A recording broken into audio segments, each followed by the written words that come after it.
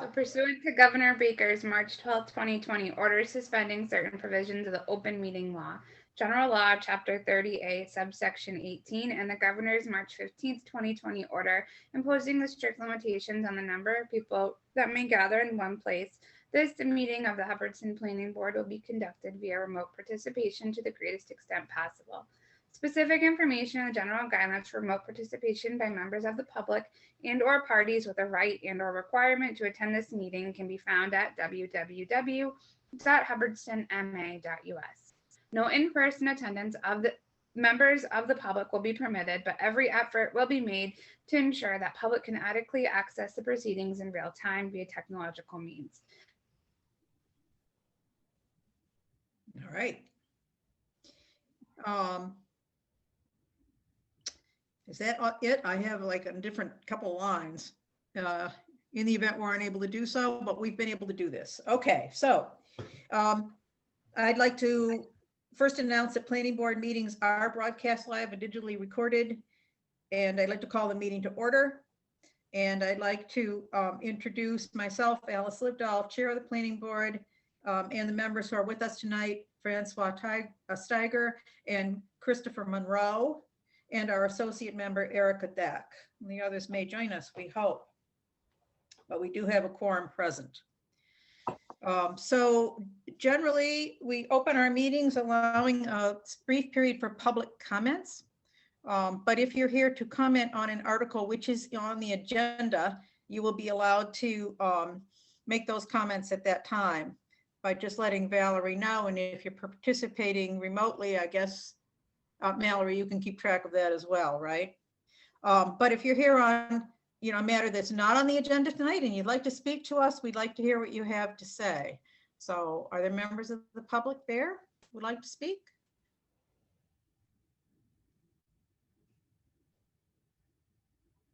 You don't see anyone? Okay, well, there is also an opportunity to speak at the end of the meetings. We try to have a second, public comment period. All right, so our first article of business is to approve some minutes, which are really, we're woefully behind on. So it's wonderful to have 3 sets of minutes to approve. So I'll start with, and this takes a motion. Motions have to be, you have to state your name if you make a motion under our present mode of operating here. Okay, so the first minutes I want to consider are the minutes of May 6, 2020. Can I have a motion to approve those minutes from somebody? This is Francois Steiger. I would like to present the motion that we accept the minutes as presented for May the 6th. Is there a second? A second, Christopher. Thanks, Christopher. So comments, I do have one comment, but it might have been corrected since I printed these out. Is the top line on the date is confusing. The draft minutes, it says draft May 6, 2020. And then the second line says Wednesday, March 4, 2020. So we need to, it is clear when you read it, it is May 6th. So Mallory, if you can make that correction. I think that may have been the only correction I had. There's a typo also on the second page. In the second full paragraph, the D is missing on standard in the second line. Yes is for standard locations. And I don't have any other changes. Anybody else? Corrections? I should say to Christopher, we've had this argument before, when you have a short quorum, can you vote on approving minutes? And the answer we've gotten from the clerk is as long as you have read them, you can. So hearing no further comment, I'll call for a vote to approve the minutes. Livedall, aye. Steiger, aye. Monroe, aye. Okay, moving on to the next. There's a set of minutes from June 25th, 2020. Motion to approve by somebody out there? Francois Steiger. I would like to put a motion forth to accept the draft minutes that we have on June the 25th, 2020, as presented. Okay. Second? Christopher, second. Okay. Discussion on the meeting minutes? I do have some questions on these here. I do see that the minutes had, I'm assuming these are corrections that may have been here because these are in red, at least in the version that I'm picking up. Yeah, No? so we hired someone, Francois, who's outside to do catch up on all the minutes. So some of the stuff she had questions on, and she did leave that in red. Gotcha. I printed this in grayscale, so Oh, no. the minutes that should come out, the red is all in here, right? Corrected? We don't need to go over those. Okay, so I have a couple, just a couple typos. In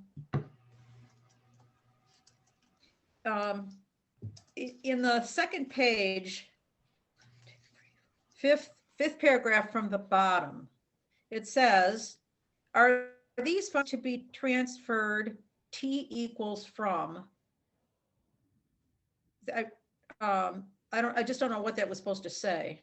From Borrego to Clearway.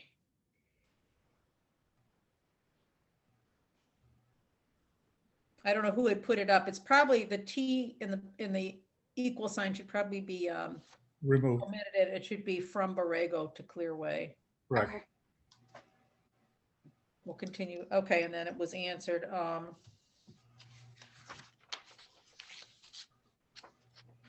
There's the classic next that is printed nest in the middle of the third page. And I don't have other corrections. Otherwise, it makes sense to me. Any other corrections, additions? Hearing none. We'll vote to approve the minutes. Livedall, yes. Steiger, yes. Christopher, yes. Okay, moving on to the minutes of July 9, 2020. Again, a motion to approve by somebody. Councilor Steiger, I would like to put a motion that we accept the minutes of July the 9th, 2020. As presented. You want to second it again, Christopher? Yes. Okay. Again, I don't have any corrections on this. Does anybody else have additions or corrections? I'm looking at it quickly. One moment.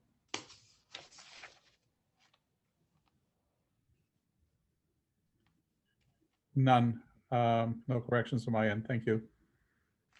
Okay, moving, we'll vote on the motion. Livedall to approve, yes? Steiger, aye. Monroe, yes. Okay, thank you. Moving on to our last set of minutes, August 6, 2020. Again, Francois, you want to move to approve? Yes, I would like to present a motion that we, as planning board, accept the draft minutes as presented for the August the 6th, 2020.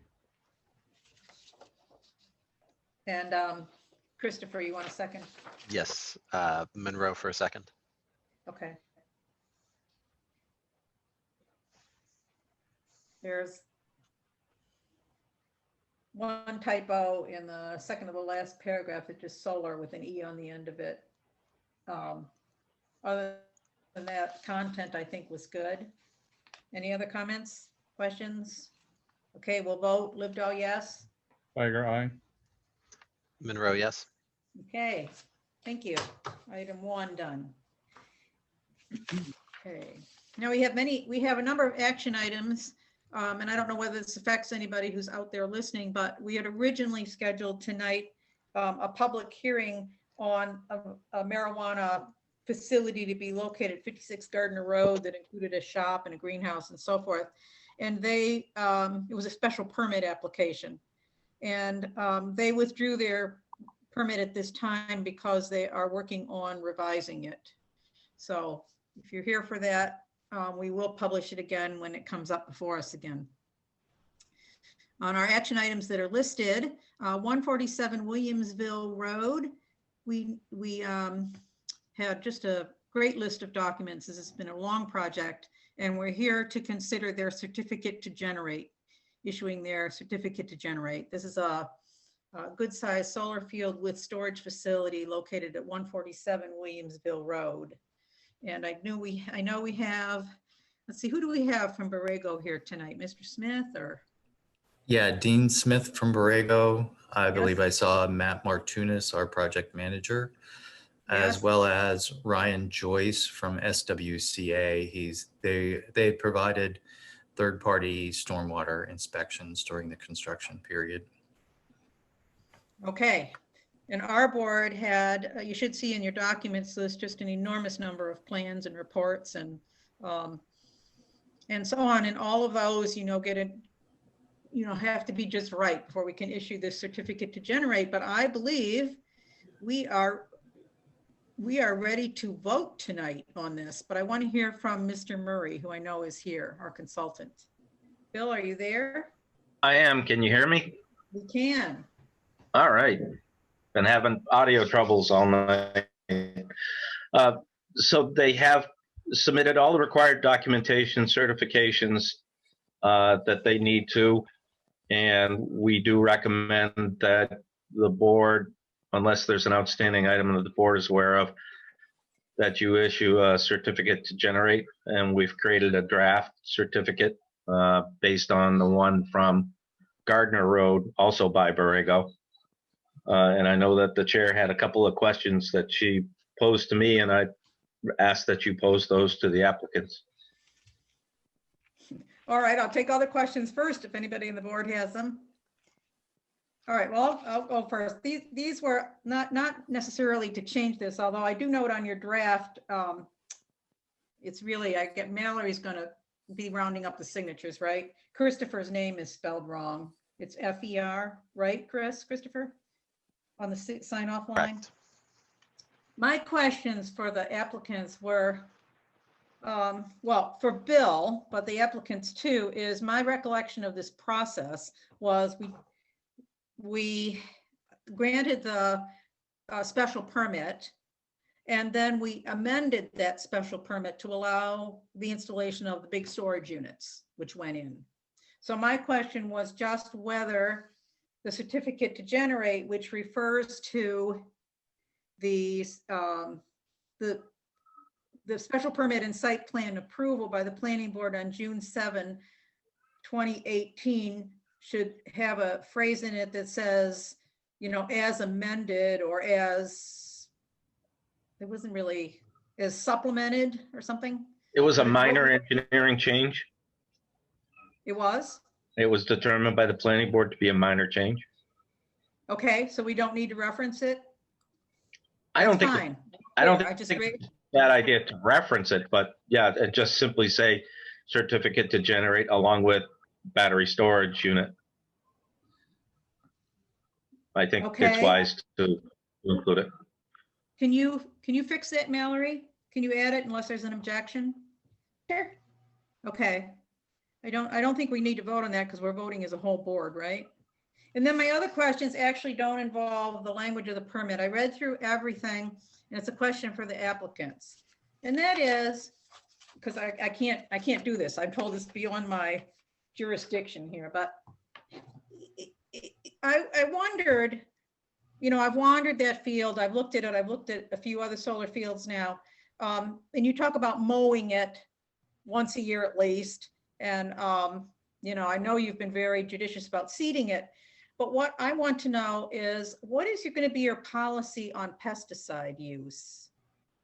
Or not pesticide so much, I'm sorry, herbicide use. Is this going to be like annual applications of Roundup or its equivalent, or is it strictly mowing that you're going to try to control the weeds with? Yes, Borrego's standard protocol for operation and maintenance, we do not use any herbicides at any point during the construction or for maintenance later on. So there would not be herbicides applied here at all. That's wonderful to hear. That's great.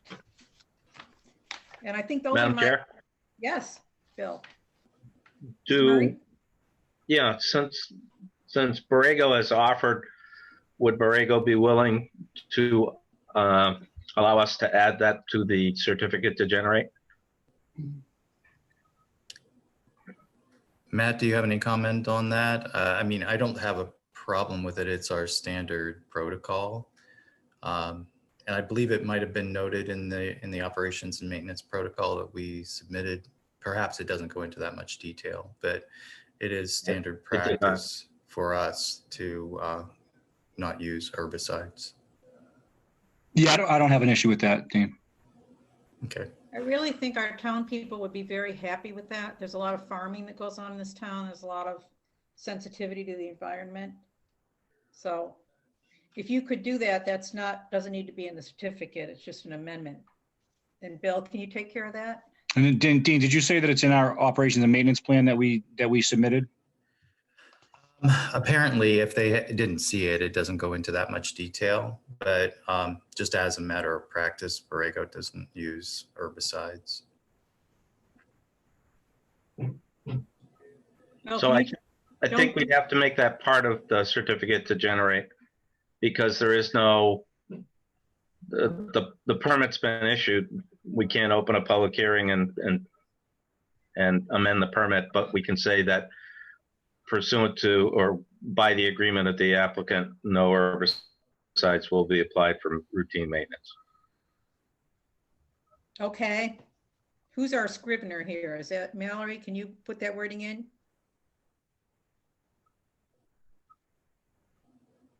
I can do that. She's, Can you hear me? Yes. Do you Okay. need to- do you need to have him repeat it? I can just watch the video back after. Okay. Does everybody on my board agree to putting that in? I mean, to me, it's important, but it may not be important to anybody else. Francois, Christopher, any comments? I don't have any objection to it. All right. Well, so obviously we can't just put our signatures on this tonight. So the process would be, we would vote to issue it. And then with those corrections or with those additions, the two additions, one of which is referencing the battery and the other is the herbicide applied. So we would vote to approve it as drafted with those amendments, and then Mallory, you would send it for e-signatures, correct? Yep, I can send it through DocuSign. Okay, and then Bill, does this need to be recorded at the registry or anywhere? yes, it should be recorded at the registry. Is there a procedure for doing that with e-signatures? Or do I have to drive it around and get ink signatures? No, I believe we've recorded other documents from other boards that have an electronic signature, and that the registry has accepted those documents. So if we were to run into any problem with recording it, we could get back to you, but it appears that the registries accept the electronic signatures under the current circumstances. Okay, so Mallory gets all of our signatures and then she sends it to you electronically and you take it to the registry? Is that how it works? Yes, that would be fine. If Mallory forwards it to me, I can make sure that it gets recorded and provide a copy back to Yes. the planning board. Okay. I think that's what we should do then. And I think that the town offices aren't open tomorrow on Fridays, but we'll try to get it done Monday. Okay, So if Christopher and Francois and I, we will look for that document. I'll probably try to get it done tomorrow, Alice. Anyway, great. Okay, Madam Chair, yes, I do still have some concerns and questions that I'd like to ask Bill Murray specifically and yourself. please, go ahead. The battery storage facility, I know it was considered to be a minor change. I wanted to understand why it was considered a minor change. You're addressing that to Bill? Or- It was considered a minor change by the board after seeing how it affected both the generation and the operation of the overall facility. The placement of the battery interior to the arrays next to a lot of transformer stations, and Matt, you can clean up my language because I know I'm not saying it correctly.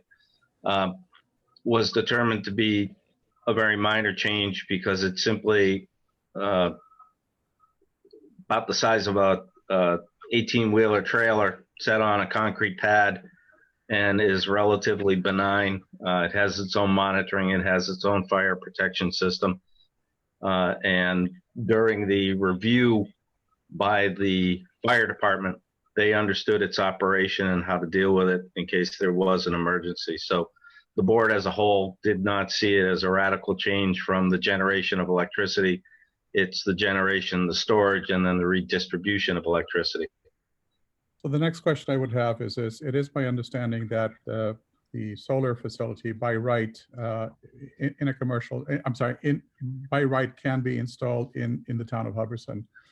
It is my understanding, however, that battery storage, however, is not an element that can be installed by right in the town of Hubbardson. So I'd like to understand how this got inserted.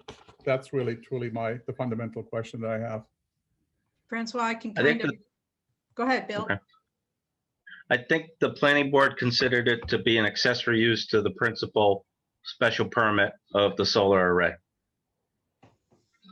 We did have this discussion and it was resolved in favor that way. I don't know whether you were at that meeting, but the bylaw does say storage facilities. And so I had asked, well, is that like equipment garage or, you know, what is it at the time?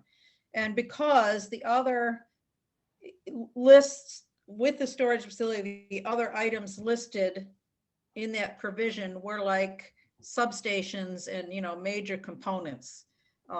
It was thought to be, you know, actually contemplated within that definition, even though the technology is probably, you know, it's really come on board since we approved this permit. That doesn't mean that it shouldn't be amended to be more specific. It was just that in this particular situation, that's the decision we made at the time. And this really goes fundamentally to the crux of my concern about this here, because I do believe that it is a stretch on the definition as how the bylaw is presented. Well, and we will work to revise that, but I understand it, but at feel this like we did make that decision, and certainly. I understand that.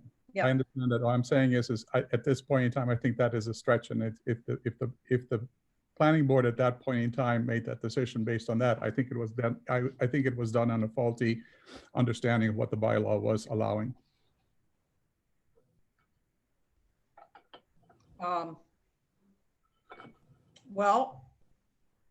Well, again, you know, it's clearly an accessory use to the principal generation of power.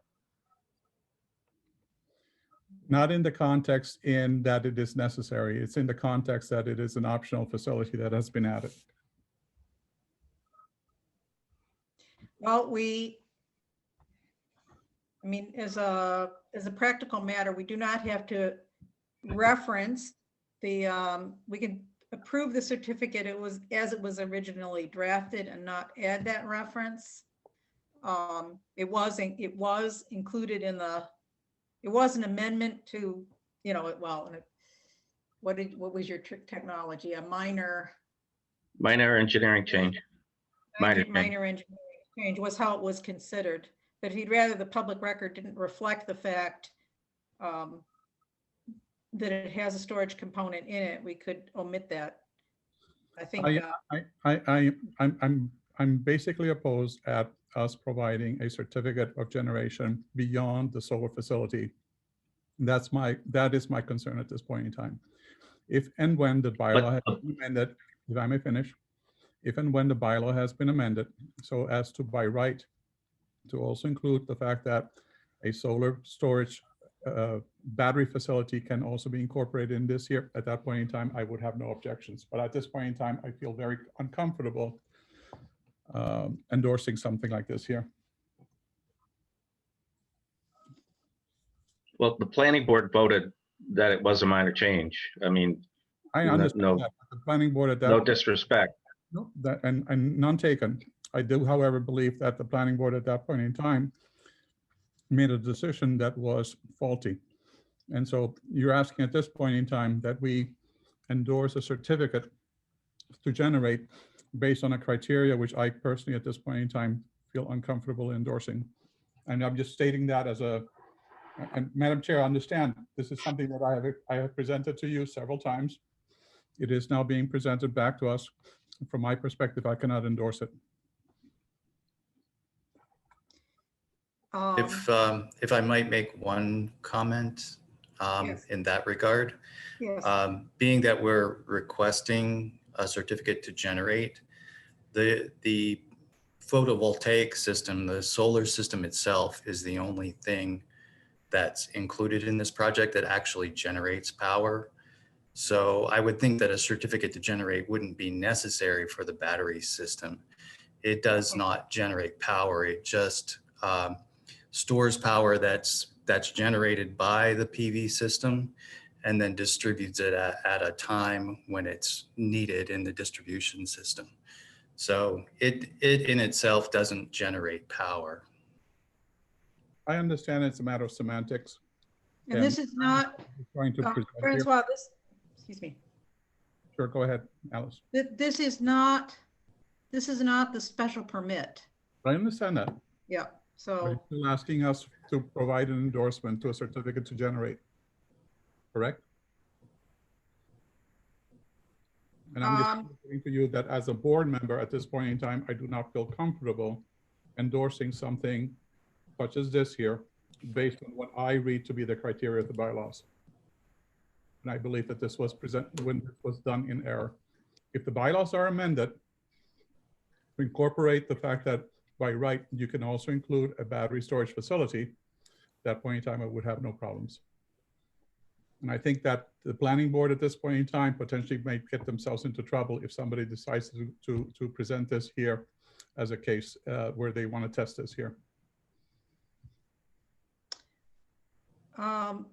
you know, Francois, I do understand your concern, but I feel like this is a huge project that's been working for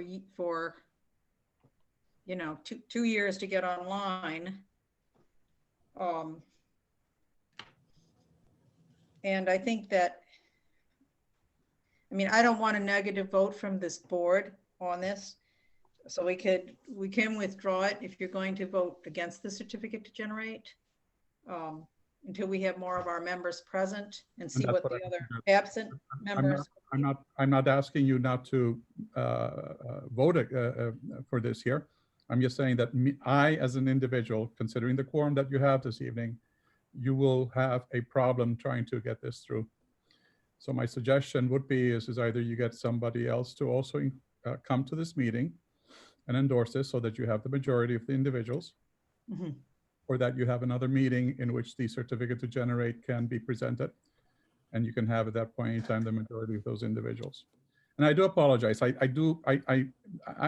very, very pro solar, and very pro solar for the business purposes on here in Hubbardston.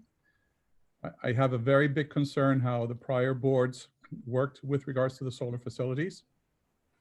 And I have a concern how this particular measure was presented to and was accepted, understanding full well, because Alice and I have had several discussions about this here, as to whether or not we actually need to make sure that there are changes in our bylaws that actually incorporate specific wording with regards to the incorporation and the inclusion of solar backup or solar backup storage facilities, solar storage facilities within these premises by right, which at this point in time I don't believe we have.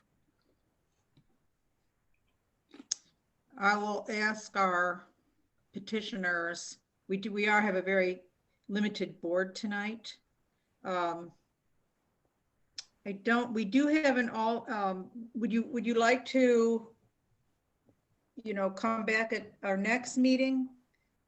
And when we do have a full complement of our members present? I guess there is also this question, Erica is with us tonight, is she not? my understanding is that as an alternate member, you can only really participate in a special permit. In the special permit that I think, and site plans. So this is not Correct. one. And Okay. and I can understand, I do want this to go forward, but I personally cannot endorse this here. And if you want to move this here forward, you do need to have a majority of the people here, and you do not, at this point in time, you only have a quorum of 3 individuals who can be counted on for the vote, right? Yes, I believe. So I guess even with the no reference to the energy storage component, you're not in favor of a certificate to generate for the solar photovoltaic system itself? No, I am. As a matter of fact, part of the discussion here early on was very specific with the understanding, the recognition by our chair that there has been an amendment made, which was basically to incorporate and include the battery facility. So there's a recognition that this is a project that includes the battery facility. It is an accessory component of this project. And I know that Hubbardston is its own body. This planning board has its own authority and would handle things in the manner that they see fit. I can speak to the fact that other jurisdictions throughout the state of Massachusetts, when the battery storage technology came online, viewed projects in much the same way as the previous board in Hubbardston did, being that on many of our projects that were approved prior to that technology being available, we did come back to boards and add the energy storage component at a later time. And other jurisdictions in the state of Massachusetts, other towns had approved it in a similar manner, that they had considered a minor amendment to the overall photovoltaic approval for the project and had taken action in a similar way that the previous board in Hubbardston did.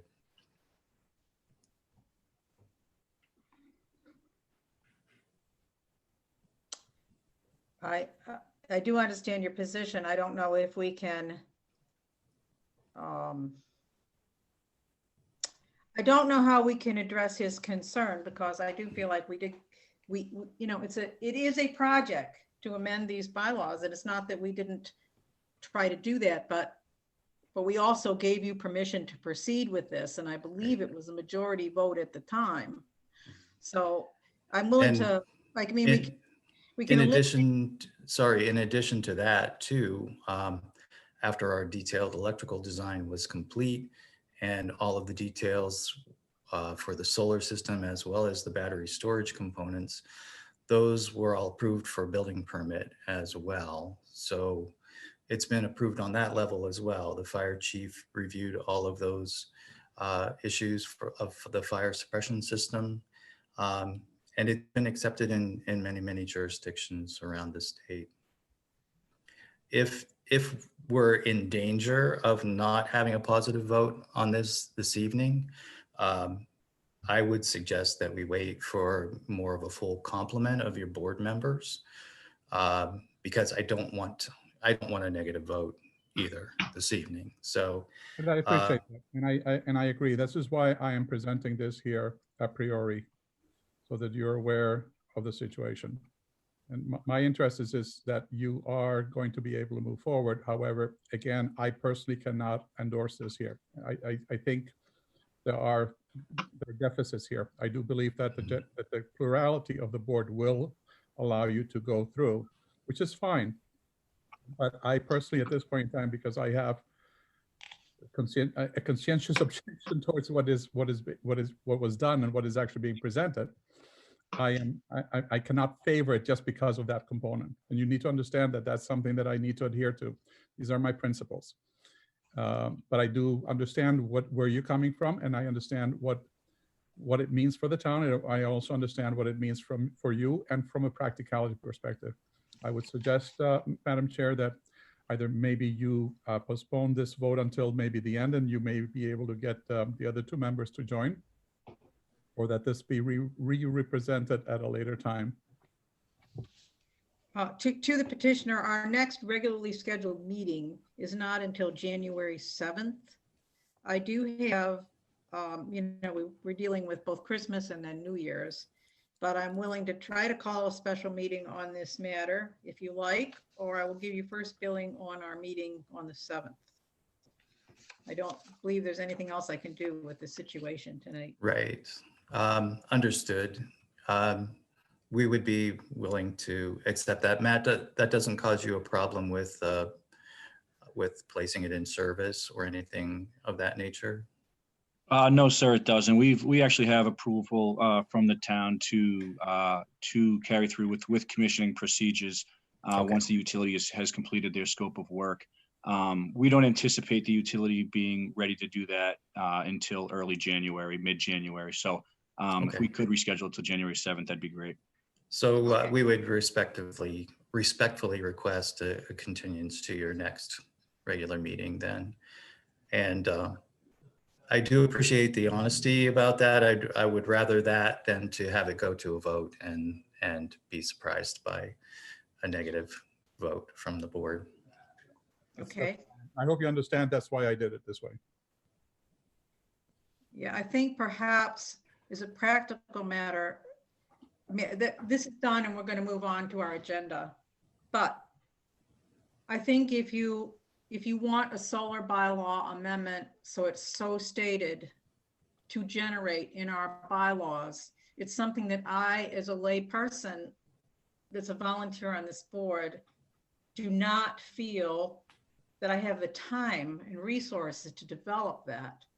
So I think our next vote has to be to ask either to hire somebody to help us figure out how to get that in the bylaw.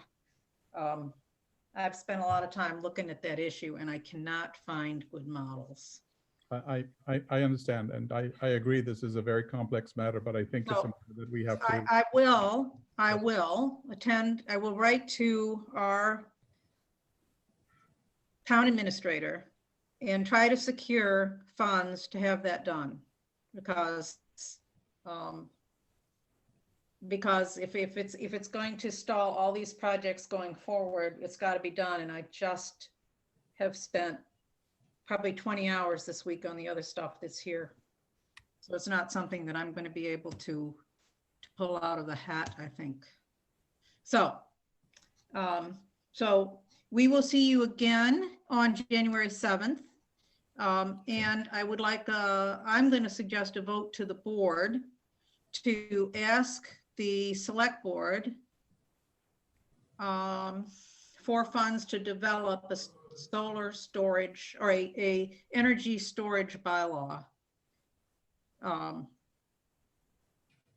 So that's my vote or my motion. Is there a second? This is Francois Steiger. I would second that motion. Alice. Okay, is there any further discussion? Yes, it's Christopher. Do you have any idea the size of the bucket on that we would be asking for, or what? I do kind not. of- I have spent time looking for models in the Commonwealth, and I have found no models in the Commonwealth. I have a model from New York State. And I know that funds are very tight in this town. But it is a big job. I mean, look at the sign bylaw that we developed, which is in our package and we're considering tonight. Oh, that took, 20 or 30 hours. And we had at that time an assistant who was very technically proficient. She'd been a technical writer and we had a model to follow. So I do not, I could, I think maybe we could modify the vote and we could ask the select, we could say to obtain an estimate for that cost and then figure out where we go from there, how to pay for it, but I think it's got to be, I think that I've got to quit kidding myself that I'm going to get to all these things, if you would like to take a stab at it, Christopher, as a lawyer, I'm happy to send you the materials I have gathered. Well, I also looked briefly online, and all I found was that sample that was out of New York State myself. So I'm not sure that I'm going to do much better on it. It probably does make sense to move forward and or at least look at doing some kind of arrangement with a consultant, see what it would actually be for the town. And I don't know whether the person to turn to is our consultant, Bill Murray, is familiar with these issues, or our town council is probably going to not be far ahead of us because we're both lawyers that have looked into this too, but she may not be, you know, they may be ahead of us. Coupleman and Page. Madam Chair, if I recall, the select board, the chair of the select board did mention that there was something that already had taken place in Worcester and he was very familiar. Did he ever provide any information to that effect? Well, I can show you what he provided, but it was just basically a letter that said that he worked for a company that installed a storage system in connection with a windmill at Holy Name. Mhm. And so he suggested that I look into whatever process Worcester used to do that. But I didn't see an ordinance that applied to it. And So, I had similar issues in terms of Holyoke, because I do believe that Mount Tom is a big project that they have there, where there is my understanding is that they're looking, or if they not already have a large scale battery storage facility there too. So I think the possibilities exist that there are either ordinances that are unbeknownst to us are available, and we just need to figure out how do we get our hands on them. And maybe a few phone calls. I don't know if Mallory can help us with here, or the town administrator can help us on those areas. I'm very much in favor of taking a look at that, because it is certainly technology that is upcoming. I have mentioned it several times to not only yourself, but also to Bill. I think we just need to make sure that we are protected when we do this here, that we do it properly and correctly. And I do endorse what you were suggesting here. okay, so a vote to request of the select board funds for technical assistance and legal assistance in drafting a storage energy bylaw. That's my motion. Any further discussion? You want to vote on it? Lived all aye? Tiger, aye. Monroe, aye. Okay, so we'll move on to our next item of business. Thank you for your time this evening. I'd like to be helpful, but I don't know of any other jurisdictions in Massachusetts, at least not ones that I'm familiar with, that have a section of their bylaw that's explicitly written for energy storage. So Hubbardston may be covering new ground by drafting that. But thank you for your time this evening, and we'll see you on January 7th. Yes. That'll be at 6:30 again. Yes. Okay. Thank you very much for your time. We'll put you on the top of the agenda. Thank you. Our next item on the agenda is 36 Gardner Road. It's review of a draft permit and drainage review. This is a kind of a typo in the agenda, but basically, let's see what we have here.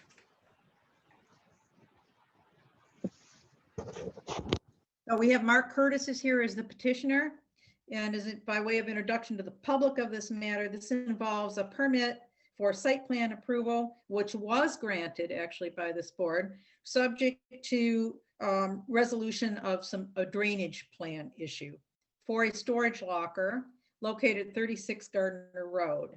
So since we last met, the developments on that is, I understand, and Bill can fill us in, that all the drainage issues have been resolved, and those documents were submitted to us and they're in the document list. And the petitioner now has also had an additional request that they want to build the plan in phases. So I asked for just an annotated plan from what he had, showing what would be in phase 1 and phase 2, and that has been provided. It's in the documents. And then the last thing is that our our consultant, Bill Murray, who's here, has just asked for additional time to put those corrections or resolutions regarding the drainage plans into the documents, which will be then incorporated into our final site plan approval document. I don't know, have I presented that right? I will hear from Bill first. Sure. One of my engineers reviewed the drainage today and signed off on it and said that what has been proposed meets the regulations, the requirements, and good engineering practice. I did forward to the board a draft Microsoft Word permit, which needs to be updated to include updated references to submittal documents, so that even if you did decide that it was adequate, I still need to amend it to include the new materials in our response letter so that it's a complete record of the site plan application. But you did have in your, I do believe I distributed to everybody a Microsoft Word file, which was a draft approval. And what I'm hoping tonight is that members of the board have had a chance to read it and reflect on it and see if the conditions of the permit and everything included meets the board's requirements. You know, Mallory, was that posted among our documents? I'm pretty sure it was. Is it a long document? 'Cause It's 10 pages. oh. All right. I can't write anything short. My problem is that I don't know how to, I didn't print it out, which doesn't mean but I didn't remember seeing it in the document list. Mallory, can you check? I did see the plan, the phased plan. It is in the folder. It is? Yes, it is. On the 36 Gardner Road. It's the only, I believe it's the only Word document there.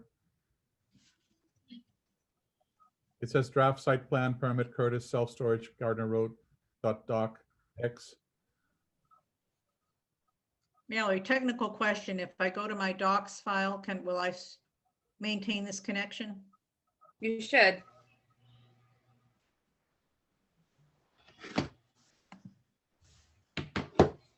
Hang on.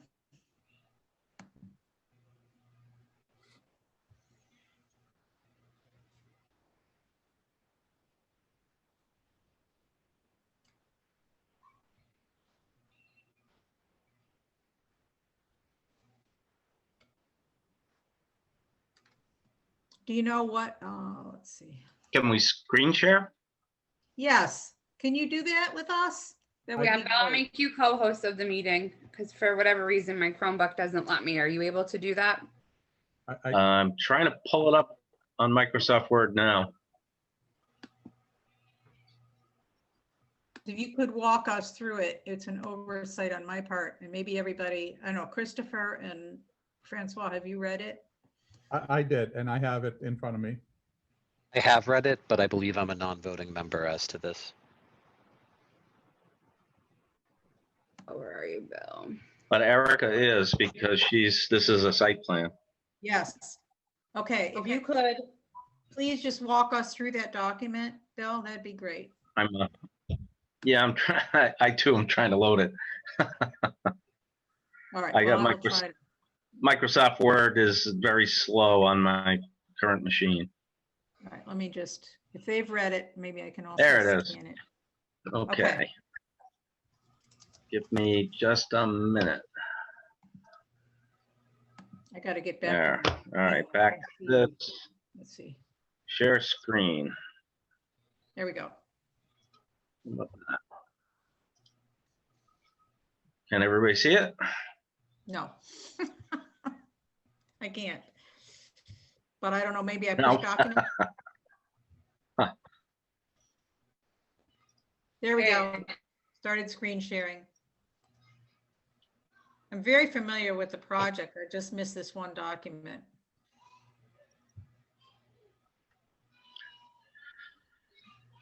Okay. So I've drafted as an approval.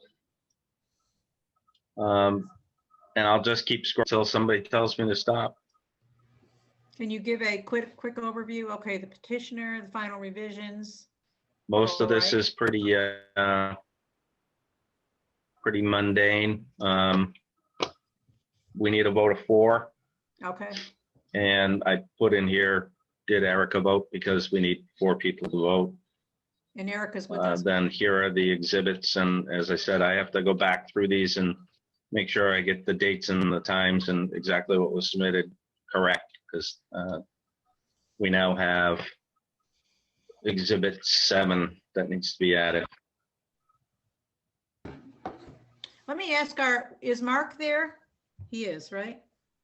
In our audience, Mark Curtis? So it's the site's in a commercial and residential agricultural district, but the self-storage is permitted in the commercial district and doesn't extend beyond. I didn't include the extend beyond because he really doesn't do that. I have to add the number of self-storage units and parking spaces by the final plan. This now changes. They are doing work within the buffer zone. Okay, then is that drainage work? No, they have a lot of area where the forerunners have torn up a lot of land, and all they're simply proposing to do is spread topsoil and seed it. So it's Okay. really just restabilization. I don't think that the Conservation Commission will have a problem with it. They can probably file a request for determination. I know Okay, that the building department did provide input regarding water supply and on-site storage, et cetera, et cetera. Okay. We're going to require that an operation and maintenance plan be provided for the drainage system, stormwater controls, and general maintenance of the facility, which is pretty much boilerplate for all of our projects. okay, We make a finding that they meet the offsets, perimeter property lines, roadways, no structures are proposed. They meet the density requirements. yes, They've agreed to provide lighting for security and emergency access. They've also stated that their lighting will be dark sky compliant. yes, And I know that the petitioner and his engineer seem to be on. So if I'm saying something that's not correct, please correct me. They show the sign placement on the plan, but they never did give us details on the sign. So I simply call up that the sign must comply with the most current requirements for signage as part of building permit application. So the planning board need not review it at this time if that's something that is in the board's, something the board desires. It's in an environmentally sensitive area, so we want temporary sanitary facilities on site during construction, which again is boilerplate. yep, And they satisfy the mandatory findings of site plan as required by Article 9. We always find that this approval shall not be deemed approval by any other department or permit granting. The site plan approval is not effective until filed at the registry. A burden on the applicant to make sure that it's filed so that it's accessible and everybody always knows. A copy of the decision needs to be maintained on site until the building commissioner is signed off and they're ready. They get an occupancy permit. Standard is that all taxes have been paid and all consultants have been paid. Prior to the issuance of building permit, they shall fund regular construction inspections. So this is boilerplate, and I don't know if you want all of these inspections. This actually came pretty much from Borrego. But there's really very little that's going to be required on this site compared to Borrego, because that was a massive project and this is pretty small, but it is boilerplate. We recommend it on all the projects. Again, changes to the project shall be reviewed by your agent, and if it's determination whether it's significant or not. If it is significant, then they have to hold another public hearing. If it isn't, then any changes are noted on the as-built plan. Right. That's, I understand. This is boilerplate. On the 1-year anniversary of the issue date, the permit holder shall provide a status report of the project, including site-related maintenance, photographs of the site and access. So this one specifically goes that enforcement is a hard thing to do, especially for a planning board and especially after the fact. So the intent here is that this gives you the opportunity to review the project bothering people, or maybe you're not doing what you said, and we can put more teeth to it, or we can leave it as it is. So it's Number a 8 is something that we ask the planning board always put in. It was to change or modify the permit on its own initiative, and that's a pretty big one. Number 9 is violation of permits issued by any other entity shall be a violation of the permit issued by the planning board. Number 10, of course, says that you cannot export from the site earthen materials pursuant to the town's bylaws. I don't know that the planning board determined whether you were going to assign hours of operation or not, so I left that blank. And then most of this prior to the commencement of site work, they're required because they're disturbing more than an acre of land. They are required under federal law to file an NPDS. So we simply ask that the planning board be made privy to whatever that filing is so that we know what they're saying. Again, prior to commencement of site work, the planning board, police chief may want to know or may require a police detail along Gardner Road if construction traffic is impacting. So it leaves open to the planning board or police chief to determine whether the construction is impacting Gardner Road or not. This is number 14 is pursuant to our own town's local bylaws that hazardous or toxic chemicals need to be identified and spill kits provided. Again, I got to change. No, the hours of construction are pretty standard for us. And of course, it's negotiable with the applicant, whether the board wants to. Hours of operation and hours of construction, both, right? Yeah, the hours of construction 7 to 5, Monday through Friday, and 8 to noon on Saturdays are pretty boilerplate. Okay. Is that but they are not the same as hours of operation. Right. The hours of operation were stated somewhere in their documents, but maybe Mr. Curtis can address that. Go ahead and finish and we'll come back. Okay. Contractors shall supply sanitary facilities. That's kind of double dipping because that's the law.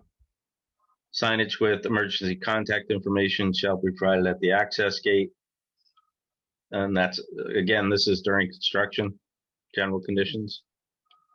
During construction, town officials shall have the right to enter the property within reasonable times and standards. 19 is a very big standard. Stump / wood waste shall not be stockpiled and shall not be buried on the site. Likewise, number 20, junk, debris, rubbish shall not be burned or buried.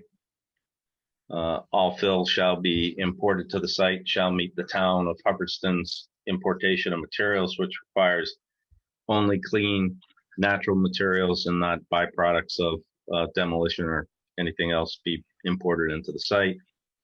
They're going to need to do erosion controls because they're going to pitch to Gardner Road, so that needs to be put there. No parking on Gardner Road, public ways, no idling, pretty standard, no fueling shall occur in or adjacent to the drainage system or leaching allowed. Prior to final occupancy, we always recommend that an as-built plan be provided. The purpose of the as-built plan is it certifies that it was built in accordance with the original construction documents and that it meets zoning. And it can be used by the applicant for financing and other things. So the special conditions were the ones that I took down from the comments from the board. The storage of vehicles in part or in whole shall not be allowed inside the storage units unless permitted by the building inspector. And the lease agreement shall be modified to accommodate this requirement. So this takes us away from the planning board having to deal or regulate the plumbing code and floor drains and all that. So unless it's specifically allowed by the building inspector, it's prohibited. Drainage system design that they've accommodated. We talked about the dumpster shall be provided from the site, shield from abutting properties, and be limited for use by the owner of the facility and staff, and not generally available to the lessees as part of their contract with the owner. Again, hazardous waste entered to the units have to comply with the town of Hubbardston's hazardous waste bylaw, which requires, I think it's 25 gallons or more of liquid or 15 gallons of a hazardous material solid have to be registered with the Board of Health. And I do believe that there were others. I'm sorry? I'm sorry, the hazardous materials limits is for the entire site, right? It identifies the unit. So if you have a 25 gallon of whatever that's hazardous material as determined by the state, then that has to be reported. So if there's more than 125 gallon, each one has to be reported. And if it's more than 25 gallons in 7 different units, all of those units would have to register with the Board of Health. Okay, I understand. Thank you. And I guess maybe the leash should be modified by that. I do identify in the second sentence, if hazardous materials are left by a lessee's action, it shall be the owner's obligation to properly dispose of these materials. So what the planning board is saying is Mr. Curtis assumes the responsibility if one of his lessees leaves hazardous materials behind. Correct, okay. And I don't recall if the board had other special conditions that I missed, but that was as good as I could get from my notes. And again, Okay. appeals, we're going to take that out, right? Notification of appeals under a site plan. I don't think we need to include it. And I think it is kind of a quagmire of law, actually. Alice, you remember So- our conversation about that one? Yes, I do. Yeah. It's not necessary and Right, not necessary. so is that the last provision there? Yes. That was. All right, so I want everybody, I do appreciate you going through it. I did actually scan through it, but I was quite familiar with some of the documents referenced in it. And I know, I do remember the appeals, like I probably read this probably a week ago. I do have a question. I know somewhere I have seen hours of operation and I would like to fill them in that provision, but I don't know them off the top of my head. So maybe Mr. Curtis could address that.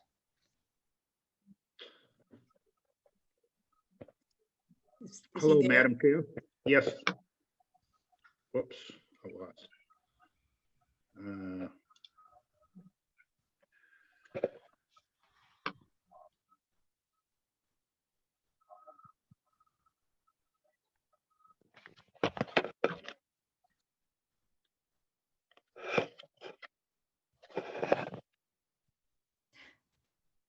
Can we?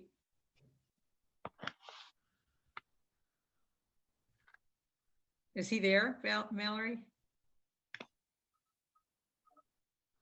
Yep, you should be there. Mark, Maybe- can you hear us? Yeah, yes, I can hear you. Can you hear me? We couldn't Yes, for a now we can. Can you Oh, address okay. the hours of operation? for I your think, storage? I think we went over it, going back a few meetings, Yes. back. Do you And to remember? if my memory serves me correct, I think what I was asking for is very similar hours to the, with, like the gas station, Mr. Mike's. You know, I think it's like, I was looking for something like 5:30 to like 10:30 at night. I know we had a debate about this because I remember, Unless, you know, unless if it's an Francois saying you emergency need and to have it someone open has early. to access something. I'm sorry, I interrupted somebody. What?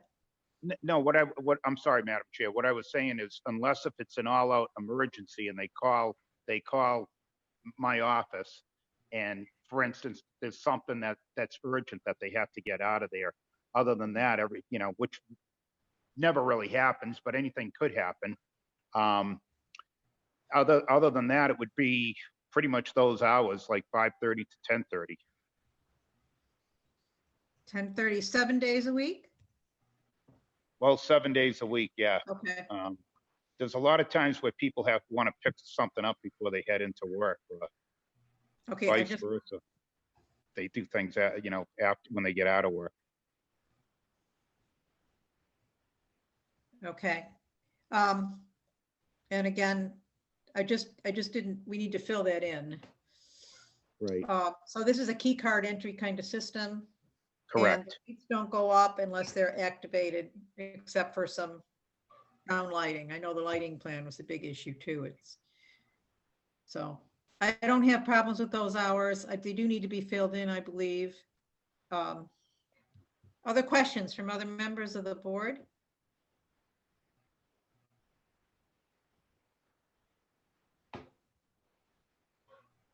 Including Erica, who's there, or Christopher, or?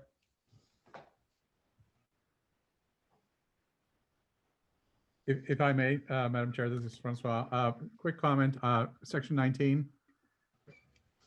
Yes, Bill, it indicates clearly the all stump slash and wood waste not stockpiled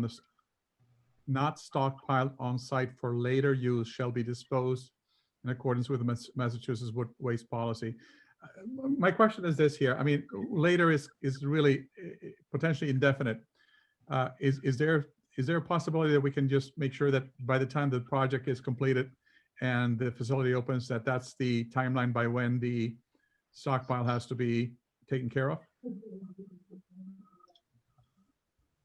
Bill, can I refer that question to you?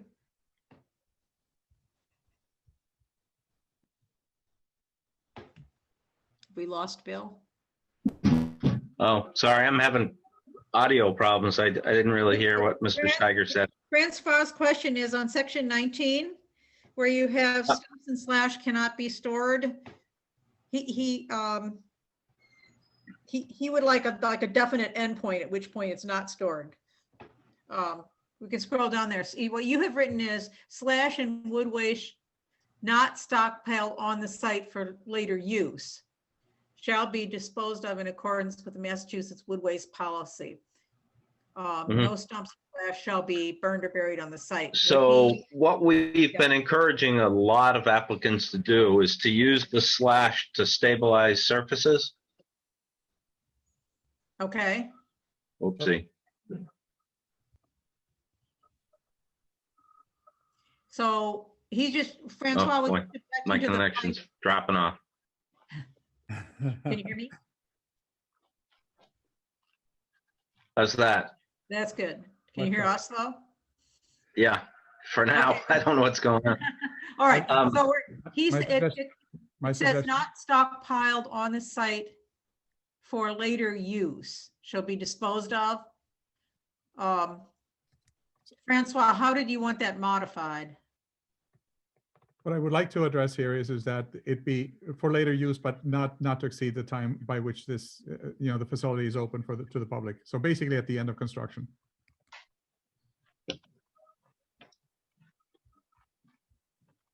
Bill, does that make sense? Because I understand the reason for keeping it, I just want to make sure that there's a finite time by which it is then afterwards disposed of, or if it is consumed and used, it is used by the time the. Okay, so I just simply took out the not stockpiled for later use and said shall be disposed of in accordance with Massachusetts wood waste policy. May I ask? I mean, Hello? I'm not familiar with the Massachusetts wood waste policy, and I can certainly read up on this here. But is there a? My point is this here: is there a finite time frame that we can say basically by the time the project the construction project completes, the construction phase completes? Does that make sense?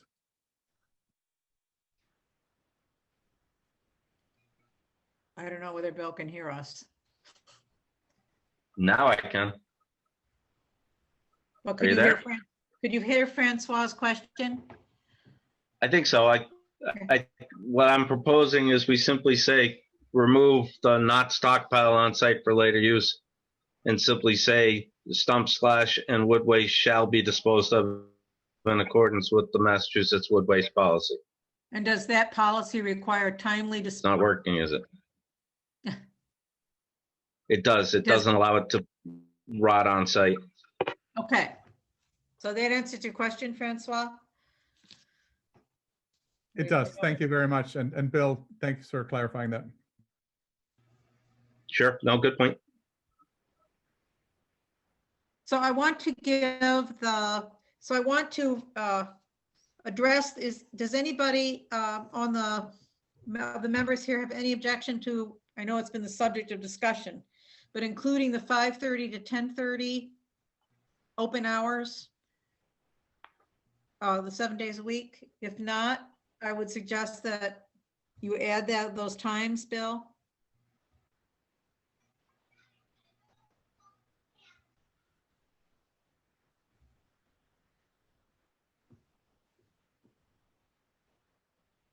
Not construction, but operation.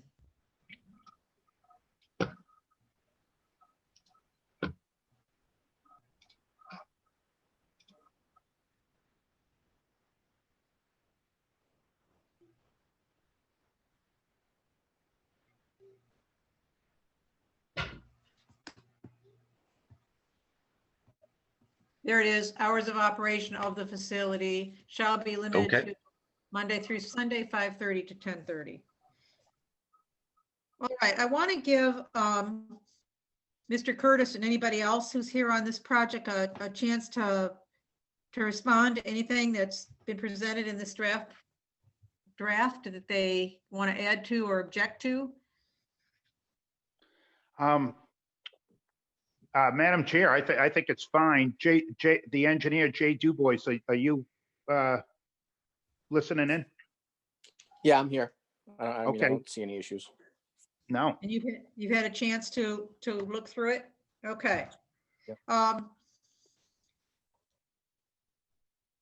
So I guess I don't know whether the board actually feels that they're ready to do this, but I guess we could vote on approving the permit as drafted and amended and presented tonight for the Gardner self-storage unit facility at 36 Gardner Road.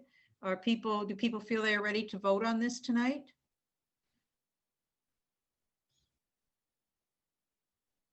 On the board? Madam Chair, I am. Understanding that this is a draft and there may be some minor tweaking of typos and things of that nature, absolutely. And Bill, you did an excellent job.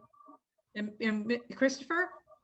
And Madam Chair, I don't believe I'm eligible to vote on this, so I shouldn't be counted in the number for the vote. Okay, that's right. You did mention that before. How about Erica? Yes, I'm ready. All right. So generally a chair wouldn't make the motion, somebody else would. So At this point in time, I would be making the motion. yeah, Francois, go ahead. Thank you, Madam Chair. This is Francois Steiger. I'd like to make the motion that we accept the draft decision site plan proposal as presented. Okay, is there a second? I'll second it. Are we ready to vote? We are Okay. there. Francois? Aye. Erica? Yeah, aye. And Livedall, aye. All right, we'll look forward to that approval. Do we need to sign this document again virtually? Bill? I gotta check the bylaws. I think you are required to have 4 affirmative votes for a site plan. Oh, God. So again, we are short. Yeah, very. Jesus. I may be wrong, but I think I wrote that in there.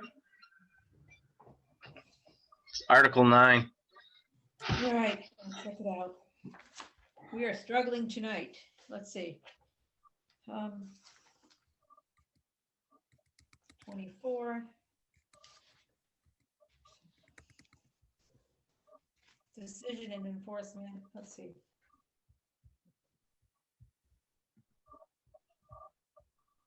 It is in there for 4. Well, Mr. Curtis, I do apologize.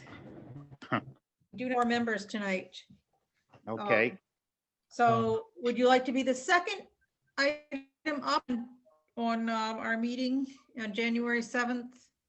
If not, I can try to call a special meeting, but I think it may be difficult with both Christmas and New Year's the next 2 Right. weeks. Right.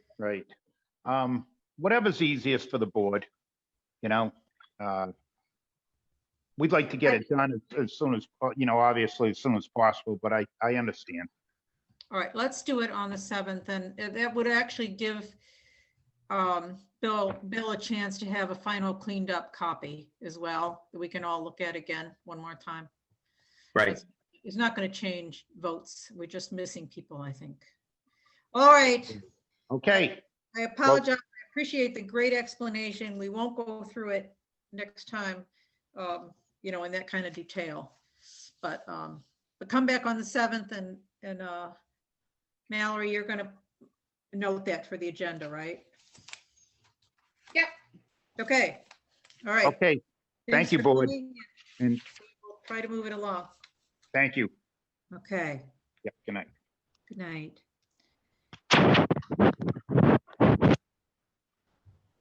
Action item C. This is the sign bylaw that we spent a lot of time developing last year because it was sort of the #1 complaint among the business people in town that our prior sign bylaw was not so much that it was too restrictive as that it was very confusing the way it was written. So we did put together an effort. The old board had reviewed it in great detail, and we had actually voted for comments. We did get comments, in fact, from the other boards in town. And then we were going to hold our public hearing on it, and COVID hit. And then we were asked by the town manager or the town administrator to remove it from the warrant in the interest of sort of streamlining things, all of us believing that it would be better to, the COVID would pass, we'd have a public hearing, and we'd put it on the town meeting for the spring, but here we are. And so the public hearing, if we're going to have it and get it on the agenda, the public hearing would have to be virtual. But I'm in favor of doing that because otherwise it kicks it down the road another year probably. But I don't know what other people's feelings are on that. If the decision is to go ahead with the public hearing and to try to get it on the town meeting warrant for this spring, Mallory has suggested that we have that public hearing on January 21st because of the publication and publicity efforts. So I'm willing to entertain either questions about the sign bylaw draft, which I know, like for Christopher and probably for Erica, the first time you've read through it. But I'm also willing to consider your thoughts on whether we want to push ahead with this. So jump in.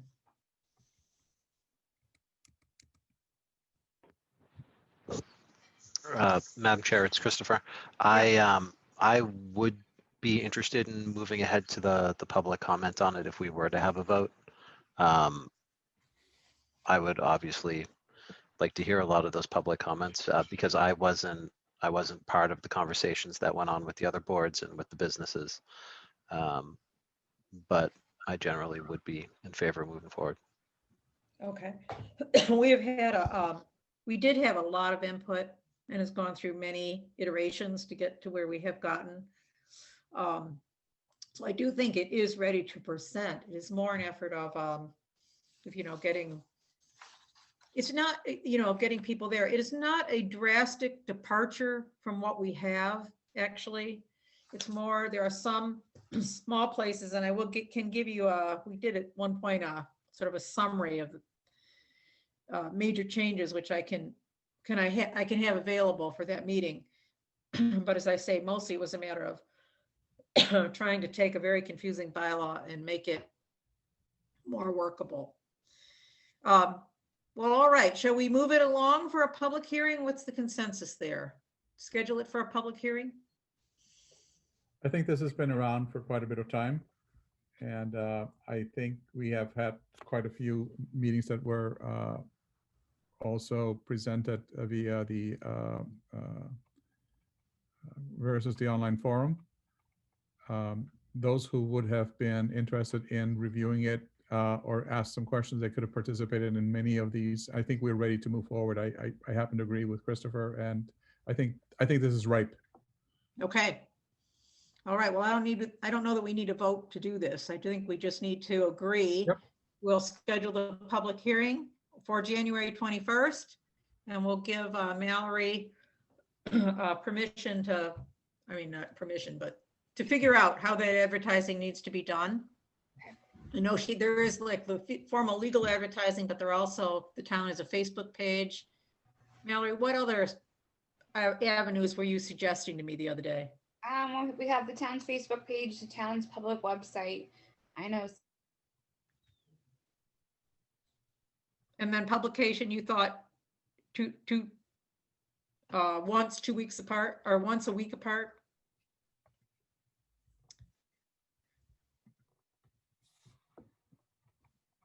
We seem to include connection tonight. Maybe it's me. I don't know. All right. Well, we'll move ahead with scheduling on January 21st since it seems to be the consensus. And I'll present, if you like, on that night, a quick summary of how it differs from the present bylaw, what the changes were, to sort of familiarize the public with it. And Mallory, you're going to put it on our website as well, right? Planning board? Yep. Okay.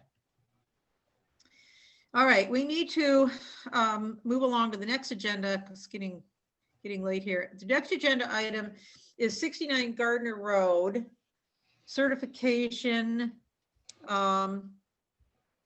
This is an interesting problem that I've spent a lot of time today trying to resolve. Basically, the story here is that the property involved is an outdoor grow facility for marijuana. And the gentleman, I don't know whether he's here tonight, Mr. Damon, who is the CEO of the corporation, I believe he is, that's proposing it, which is known as, maybe here somewhere. Royal Sun something. I can't read my writing. LLC. Anyway, it's been proposed. He gave us a drawing of it.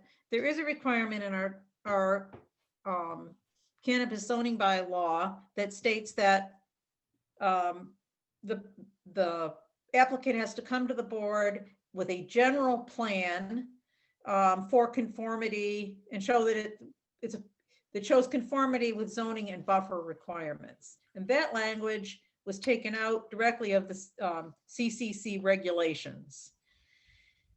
So about on October 29th, the CDC contacted Ryan, sent him a letter, an email actually, that requested this letter, that this proposed project was in conformity with zoning and buffer requirements. So I required a plan to see that. Mr. Schmidt, Damon Schmidt, provided that plan. It's in your documents, and I circulated it around. And of course, the issue is here, when you certify it complies with the zoning, what does that really mean? So anyway, because in order to do any marijuana facility, you have to get a special permit and you have to go through site plan review. And of course, that also includes the environmental statement. So I wrote a letter that outlines very clearly, yes, it has the right frontage. Yes, it has the setbacks that it meets, but in order to pursue the project, and yes, it's allowed, outdoor growing facilities for marijuana are allowed, and that this particular project straddles the zone line. So all of those things were outlined, and then with a statement that, but in order to actually build the facility, he would have to seek a special permit. He'd have to do site plan review in the environmental statement. So having put all that out and sort of gathered the consensus that that was the correct response, I found that the state, in its inevitable way, had sent Ryan also a form with the language that they wanted with the same question, but the answer was, does it conform with zoning and planning certify here? Yes or no? It doesn't give you any explanation. So, and if you check no, it derails the whole application because it's one of the milestones that somebody applying for a cannabis license has to operate a facility has to comply with. So prior to this meeting, I actually got hold of just this evening because I didn't realize that they were yet looking for a yes or no answer. I actually called the legal department of the Cannabis Control Commission. And I spoke to a gentleman there, whose name I have, but not right in front of me, who then talked to his superior and got back to me. And he says what they would like us to do, if it's basically allowed in the zone it's proposed for, to check the yes box. It complies, yes, it's in compliance with municipal bylaws and ordinances. But he said we can then also submit our letter to the department explaining that, you know, these conditions, it's allowed conditionally. So anyway, that's what I propose to do. But I wanted to acquaint you with the problems because it's taken me hours to try to get through it and I haven't had a chance to talk to Ryan. But what I'm looking to do is to respond to the CCC. It's called the municipal response pursuant to 935 CMR 500.1201D. And it says the municipality affirms that the entity listed above, which is this facility, is in compliance with municipal bylaws and ordinances. So I would send that in. I would send it in as having now gotten the input of both Bill and Roland, my name, chair of the planning board, signature, which would probably have to be an e-signature, and send this back. And then at the same time would submit via email our letter saying what the conditions are, which are a requirement of a special permit. So I don't know that I need a vote from you to do that. But that's my situation with this. So it's more of an update. If you'd like, before I send it in, I'm happy to submit the draft letter that I propose to send, give you a chance for any feedback, and then hold off on submitting this till maybe Monday. I see Mr. Schmidt. Madam Chair? Yes. Yeah, It's a typical state. Check A or B, you know, and it's neither of them, right? Well, you can comply, you can get there, Yeah. but I'm told that if I were to check the no box and then in the comment box need a special permit, they would derail your whole application. yeah. How this how this works is what I'm going for right now is what's called a provisional license. So that basically, says all your paperwork's in order, your background check, your business, all your business plans are in order. After we get our provisional license, we then have to still go get the special permit before we can build out the facility. After we build out the facility and after we put the security in and the place is ready to go, we reach out to the CCC again and ask them for what's called a final license. They actually come inspect the facility, but they also reach back out to the town. So they're going to reach back out to Ryan and make sure that we're actually in compliance before they give us the final. So this isn't, your last say. I mean, they're coming back to you guys again. And at the same time, the CCC reaches out to the chief of police, through the town. So then after we get our final license, we then go through another round of inspections and licensing, and we then get what's called our commence operation license. So by sending this, we still have to go through the whole process, and they'll actually come back and check with the planning board again. Okay. Actually, we should do this. So the other thing that it's clearly in their document, and it was affirmed tonight by the guy I spoke to, which is if we just do nothing with this, after 60 days, they ignore the fact that the town didn't respond. But I personally feel that the letter and the checking yes box is the way we should go, because we do basically support business development in this town, and we are paying attention, and it sends that message. Right. So anybody else want to weigh in on this? Otherwise, Bill, I know I had talked to Bill earlier too, and he said, send the letter. And this is what this guy said too, send the letter. You cannot check the yes box and put it, and then fill in the comment box. You can only fill in the comments box if you check no. It's just infuriating, the state form. But that's what I propose we do. Is there any objection to that? Just one point. I think that you do need, since you're signing on behalf of the planning board, I do think that the board needs to at least vote to authorize you to do so. Okay. So generally a chair wouldn't propose a vote, but in this case, I think I'm going to propose the vote, and then, but that doesn't mean you have to agree with me. So I propose that the chair respond to the letter from the Cannabis Control Commission stating that 69 Gardner Road, as stated in their form, complies with zoning and buffers. There is no buffer in our bylaw. And then supplement that response with a letter to the Cannabis Control Commission stating that while it complies, while the use is allowed and the plan submitted meets the setbacks and other zoning, coverage requirements, that the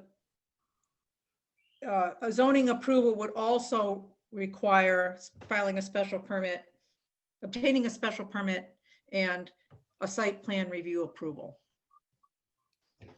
So that's my motion. Anybody want to second it?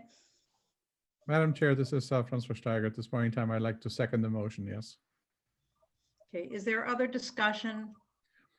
I'd just like to say that I do agree with you. We ought to respond to this here. I do not feel comfortable just simply letting the time elapse and not providing any response. I think the letter that you have put together, that you've drafted here, clearly states that there's still some legwork that needs to be done, and there's more information that needs to come from Mr. Damon Schmidt and his company.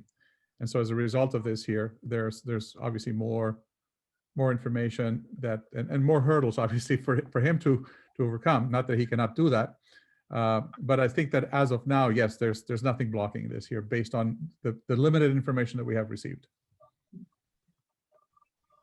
Okay, Christopher, you want to weigh in on that? I'm in agreement. Okay, so should we take a vote that I send that letter? That does back me up a little. I think that would be prudent, yes. Okay, Francois Yes, and Christopher. Yes. Okay, and lived all I. So that letter will go out. And I will copy the planning board on the letter. Madam Chair, Drafted, yes, point of order. yes. I'm pretty sure that checkbox form needs to be filled out by Ryan as the chief administrative officer of the town. Okay, I think so I would that's just what, notify Ryan. yeah. All right, then, I know we just took that motion, but, second, let me make a motion to amend that instead of the chair sending to the letter to the CCC, I notify Ryan that the planning board has reviewed the documents and recommend that he send it to the CCC. with the understanding that this is the planning board's position, right? Right. Is that you can't friendly amendment because we voted on it, so can I have a second? I'm seconding Okay. the change. Okay, Not it might be I'm right. seconding it here, yes. Okay, so Lipdahl, yes. Steiger, yes. Monroe, yes. Okay, okay. Sorry about that. It doesn't specify who signs it. It says. Exactly. I mean, I'm saying here, by signing this form, you represent that you're authorized to submit this response on behalf of the municipality. Correct. I mean, Right. and I will send it and we will get it out, Mr. Schmidt. We wish you luck. We know we will see you Yeah. again. All right, thank you. Yeah, Hey. thanks for sitting around this whole evening to get to that point. Thank you. Yeah, thanks. I Okay. just had a question. I'm not sure if, Yeah. this is the appropriate time, if there is, enough time here. But on the project going across the street at 56 Gardner Road, I shouldn't say we, but Bowie is, kind of running into a issue with, parking within that 100 feet. And, we read the letter from the peer review, which was very thorough. I actually enjoyed reading it. It's giving me a lot of pointers on what I should put in mine. But there's a question of if, we can't park within that 100 feet, or I should say Bowie, that front building, or there's gonna have to be some real, engineering and moving around of some buildings. So is there a way to find out, what Hubbardston is leaning towards, if, they would allow us? I see that we have to go for, some sort of a variance through the zoning board of appeals. But, we were looking, we actually did some measurements. A lot of the, the pizza place across the street, all their parking is within 100 feet. So, there's all these businesses around us that have all their parking, or a lot of their parking, within 100 feet. So, to kind of have, 56 Gardner have no parking in 100 feet, just seems like, kind of, different than what all the neighbors have. I'm So gonna let Bill, I'm gonna refer and let Bill answer it. We can't get, we've got to be careful of our open meeting laws if we take up subject that's not on the agenda. But Bill, Yeah. I'll let you give him a quick answer as to his question. I mean, probably the pizza parlor predated that Sure. zoning. Can you hear me? I'm having a tough connection. Yep. No. Oh, Yeah, Bill, go ahead. oh boy. Now we can hear you a little bit. Okay, how about this? Yes, go ahead.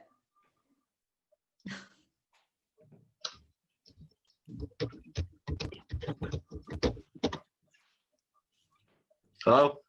Hello? Bill. Can you hear me? Oh, dear. Yes. Yeah, slowly I'm getting some signal. Okay, so zoning allows for the continuance. If your neighbor is closer to the road, then you can be as close as your neighbor on either side. But that only works in a residential district. It does not work in a commercial district. There's no grandfathering allowed for that under zoning. All right. So there's no option for him but a variance. We're not the variance granting authority, the zoning All right. board of appeals is different. So my holiday cards will go to them. All right, scratching you guys off. So that's it. I'm gonna find them and I'm gonna send them holiday cards tomorrow. But All right, so Mr. Schmidt, if you want to, go ahead.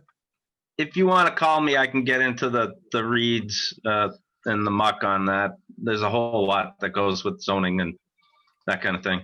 All right, yeah, I would definitely, I think Bowie and I would really appreciate a phone call. That'd be awesome. I mean, I was going through, the report, so it sounds like you definitely know what you're talking about. Okay, I'll try. let you guys connect. I'll All let right, you thank guys you. connect, and we'll go on, okay? Thank you for coming tonight. I know we're getting to be a very long meeting here, but there is a new business item. It's not long. It's not something that we have to take action on tonight, but we do have the scenic road bylaw, and Lombard Road is a scenic road. Says you can't remove the wall and you can't cut the trees without getting a scenic road permit to do so. But the North Quabbin Land Trust removed a whole section of stone wall and sort of bent it around to create a wall around its parking lot. And then discovered, oops, it's a scenic road and they should have filed an application.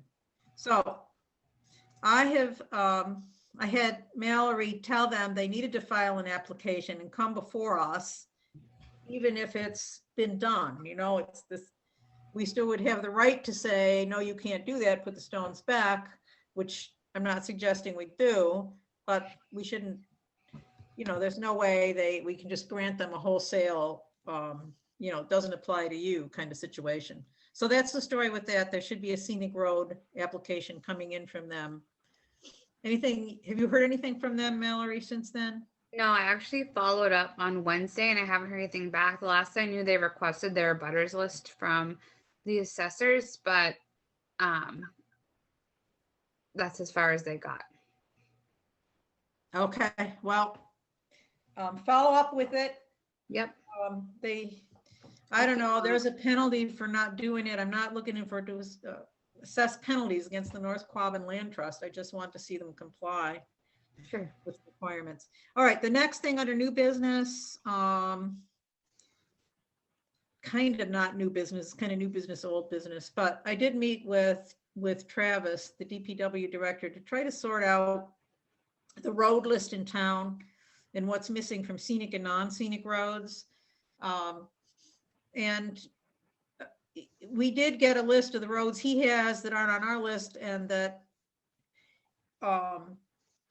we had a couple that aren't on his list, and to figure out why that was. And there's a combination of problems. Some roads have been renamed.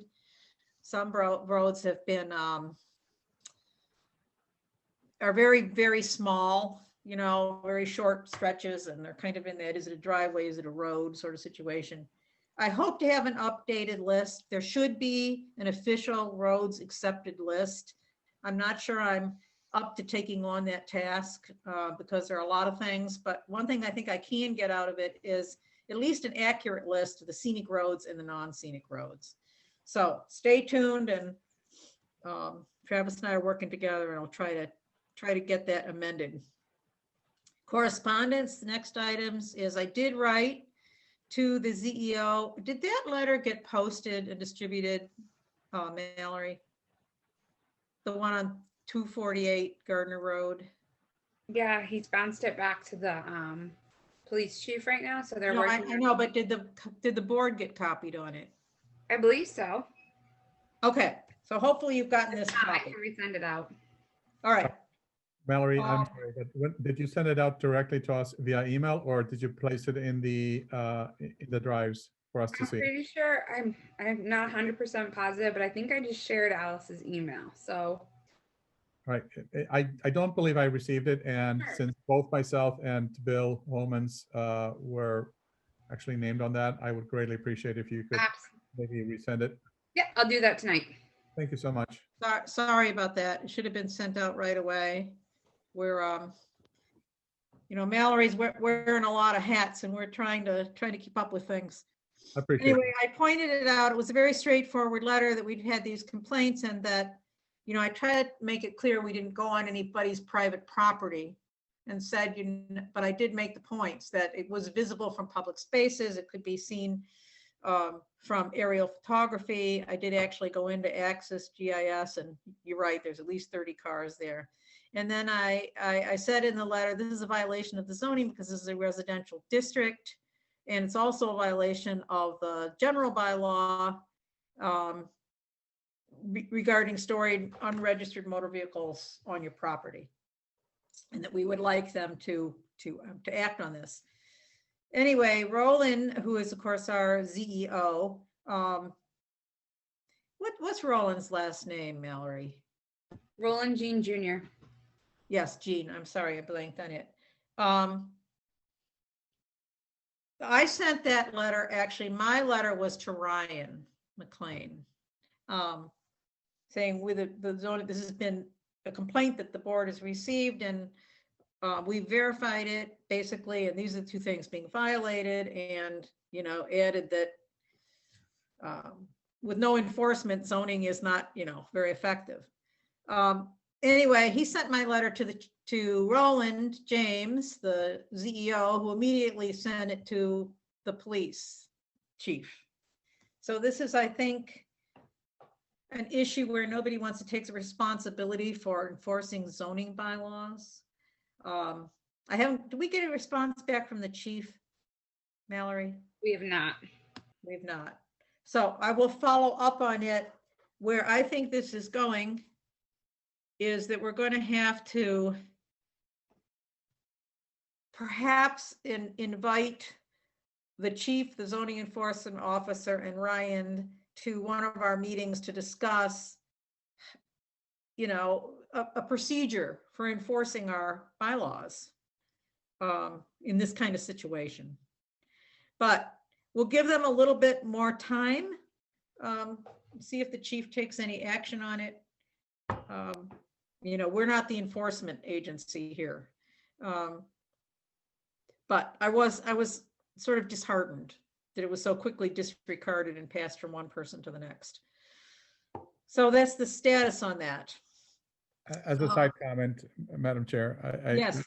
If you may remember, and Bill probably remembers this here, when we were having discussions about other situations, I think I brought this up, and I think this is a general problem, and I'm just stating this here. I think it's a fact that we have a general problem when it comes to enforcement, or, as they say, putting something behind what we are requesting be done. And I know that we've talked about this here in the past when we are, say, for example, putting special permits out and things of that nature. I still don't understand or know how maybe other towns are able to enforce it on their end. If there is wording that needs to take place in the or amendments in the bylaw itself, or if there's changes that we have to make in our special permits.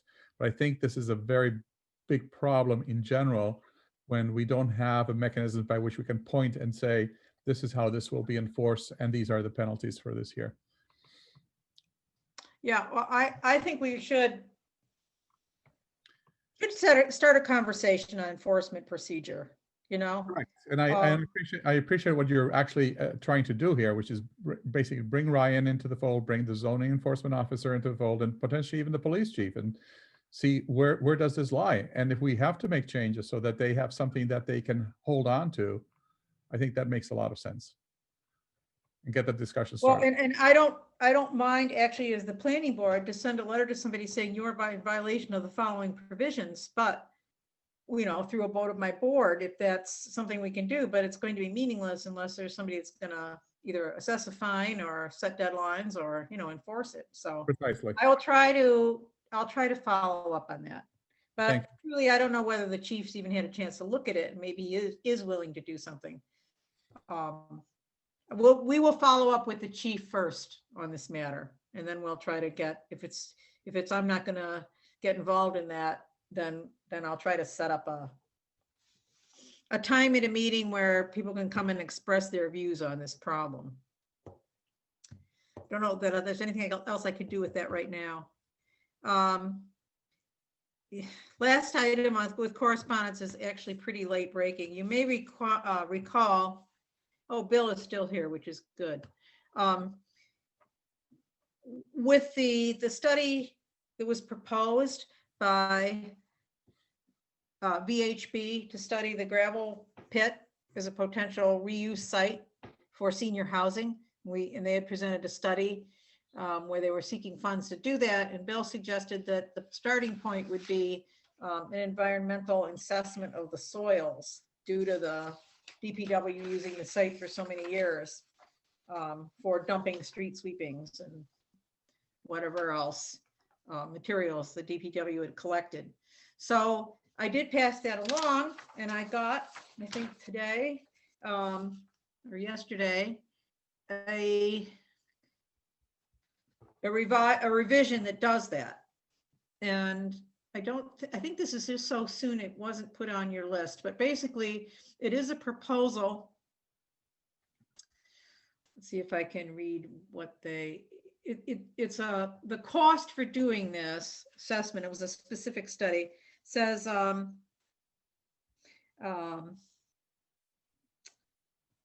well, you know what, maybe I will put this in and we can let it go to the end of the year, but it's to perform a computer database search of federal and state files that includes the current comprehensive environmental response, Superfund enterprise management systems, and a number of other data review for environmental issues that have been identified.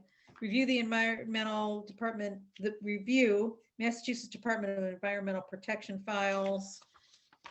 Let's see what else is in their scope of study. And then interviews and site reconnaissance. And then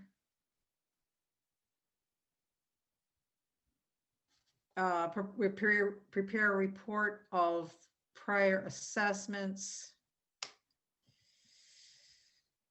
No, this actually includes the following services would not be included, but may be required, it says, following that record search. Subsurface investigations, preparation of reliance letter. I don't know if this is what we were looking for, because when I talked to you, I thought the suggestion that you were making that would be that soil samples were taken, it wouldn't be a paper study. Am I wrong about that? No, and I spoke to somebody at VHB, and he and I chatted about it. I said, we need a phase one, which is the paper review. And he said, and we still need to take some soil and water samples while we're out there. I said, that's exactly right, because you're going to find lead in the soil because the police have been using it as a target range and requalification range. And you're going to find salt and other soluble chemicals, if you will, not actually the right word, but potential contaminants in the soil and maybe in the groundwater. So they were supposed to have included both soil and water samples as part of that first phase. And if they didn't, then they need to be called to the carpet, because he and I were crystal clear. He said exactly what I said. All right, here's what this just came in, so I didn't get a chance to post it. It's dated December 14th. I will, which is in that it was forwarded to me today. So I'm going to distribute this to the board. I'll send a copy to Bill, and we'll take it up on the 7th. It is a $3,500, as I read it, and I'm not any expert at reading this stuff, but it's a $3,500 proposal for just the paper study. So I'm going to send it out. I'm going to let the board consider and get Bill's reaction as to whether it would suffice.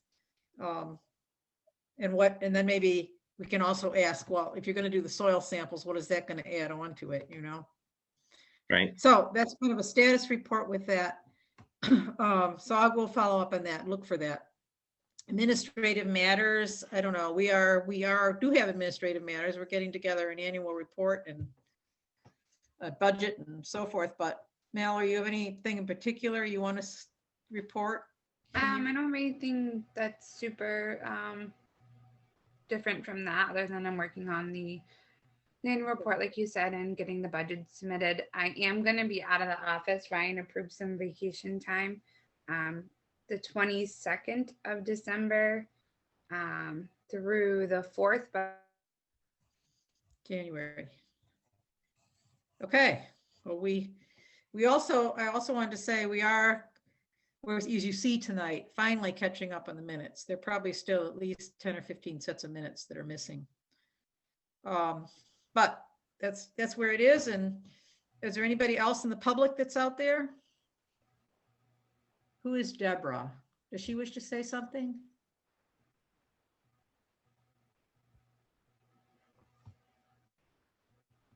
Mallory? Maybe just I don't have anything in chat. okay. So All right. from her. Okay. All right. If there's no person out there that wishes to say anything else, I'll entertain a motion to adjourn. Christopher, you want to do the honors? Sure. I motion to adjourn. I second that motion. Not debatable. Lived all I. Tiger, aye. Aye.